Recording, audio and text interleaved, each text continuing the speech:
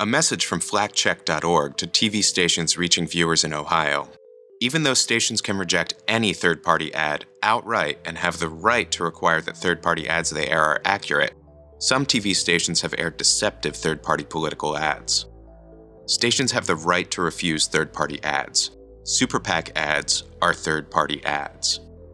Here's some of the misleading content these stations have been airing. He co-sponsored a bill with Nancy Pelosi that would have given $60 million a year to a UN program supporting China's brutal one-child policy. Here are the facts. As PolitiFact noted, the bill did propose money for the United Nations Population Fund, but it stated specifically that its funding could not be used for involuntary sterilization or abortion or to coerce any person to accept family planning. The ad's claim rests on repeated distortions, so we rate the statement pants on fire. While Newt was speaker, earmarks exploded. Flagcheck.org has called out this misleading statement in the past. Take a look. So these earmarks were in budget bills passed while he was speaker. Not these. Earmarks definitely went up, but during Gingrich's first 2 years they went up by 45%, not 100. And in his last 2 years as speaker, they went back down, which some reports ignore.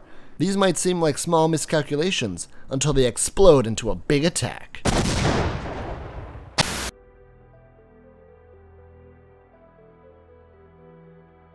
Your viewers are counting on you to protect them from deceptive third-party ads. So if the Restore Our Future ad titled Risk is still in rotation at your station, we urge you to consider taking it down.